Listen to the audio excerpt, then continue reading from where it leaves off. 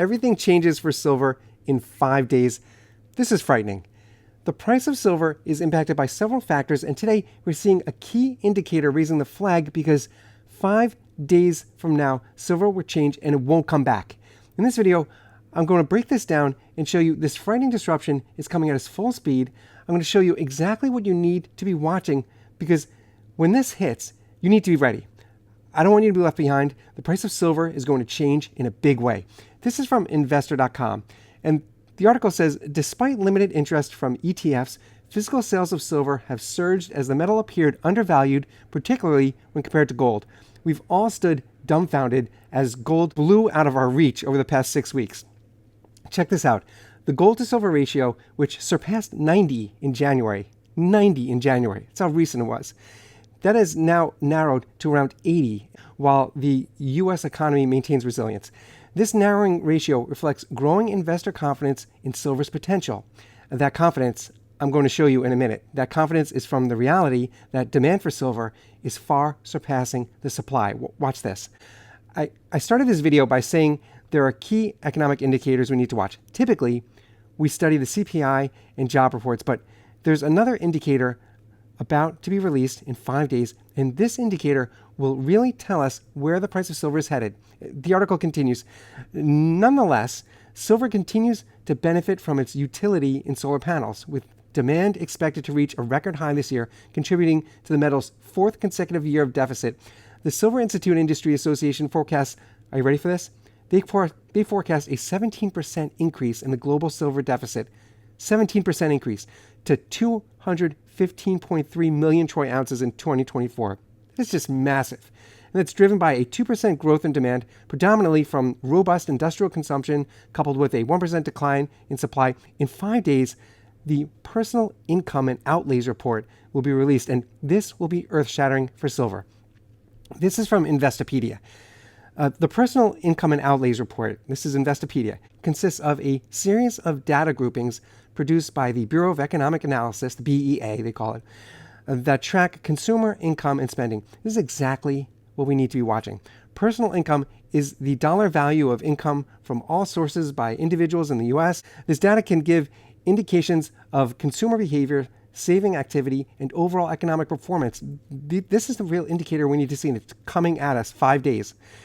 This article says, as an economic indicator, the Personal Income and Outlays Report helps to gauge the strength of the U.S. consumer sector because consumer spending equates to such a large portion of the country's GDP. Being able to gauge trends in income and spending is extremely important to investors because it provides an indication of the overall aggregate demand. Check this out. A rise in spending without a proportionate rise in income suggests a dip in the savings rate. This directly impacts silver and the price of silver that we're looking for. This is a key indicator for the price of silver, and no one is talking about it. Stacking silver requires us to swap out our fiat currency into precious metals, and we need to be smart about this endeavor. That's why I look at these indicators, and it's also why I diversify my investments. And today, I want to share with you something that is happening now, and I'm getting in on it. I want to thank IBER American for sponsoring today's video. Their ticker's on your screen, IBRLF.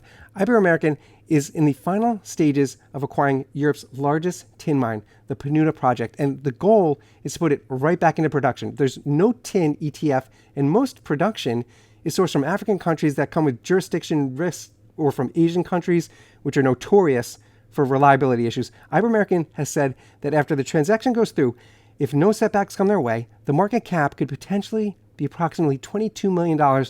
You've seen tin prices lead all base metals in the first quarter of 2024, and the CEO of IBER American has said he believes they can resume production and become profitable shortly after completing the acquisition. Tin is indispensable for so many key industries.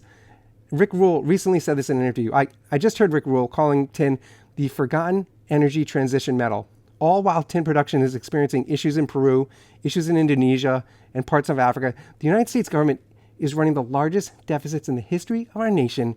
No doubt that one of the most pressing needs on any leading government is to secure the viability of its semiconductor supply chain, and the CHIPS Act. This is a major testament to how dead serious this has turned. Tin is absolutely critical in soldering. One of the largest mines in Europe, the Panuta project, is about to change hands. Tin has gained 31% in 2024, even more than copper has. 31%. Over 50% of the world's tin is used as an electric solder for joining circuit boards.